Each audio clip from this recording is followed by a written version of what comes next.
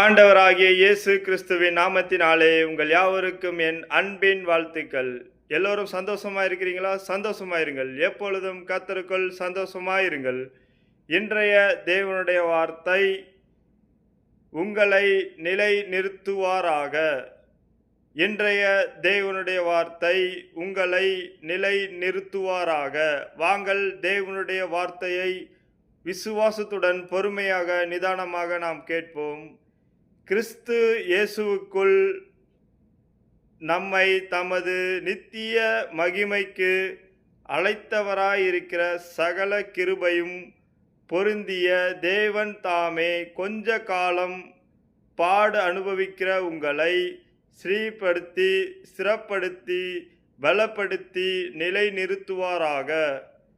1 பேதுரு 5:10.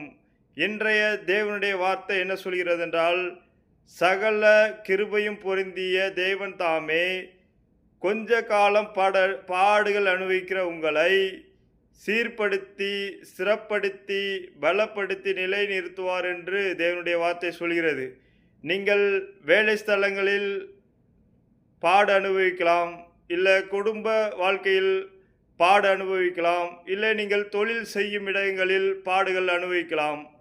தேவன் என்ன சொல்கிறார் என்றால், உங்களை சீர்படுத்துவேன் என்றார், ஸ்திரப்படுத்துவேன் என்றார், பலப்படுத்துவேன், அந்த இடத்துல நிலை நிறுத்துவேன் என்று தேவனுடைய வார்த்தை சொல்கிறது. நீங்கள் எங்கெல்லாம் பாடு அனுபவிக்கிறீர்களோ அந்த இடத்தில் தேவன் உங்களை சீர்படுத்தி ஸ்திரப்படுத்தி பலப்படுத்தி நிலை நிறுத்துவாராக. விசுவாசிங்கள் இன்றைய தேவனுடைய வார்த்தையை விசுவாசத்துடன் பொறுமையாக நிதானமாக பார்த்த கேட்ட உங்கள் யாவரையும் தேவன் தாமே ஆசீர்வதித்து உங்களை பெருகவே பெருக செய்வார். Thank you friends. மறக்காமல் சப்ஸ்கிரைப் பண்ணுங்கள், லைக் பண்ணுங்கள், கமெண்ட் பண்ணுங்கள். எதை செய்தாலும் தேவனுக்கென்று செய்யுங்கள், தேவநாமம் மகிமைப்பட செய்யுங்கள். Thank you friends.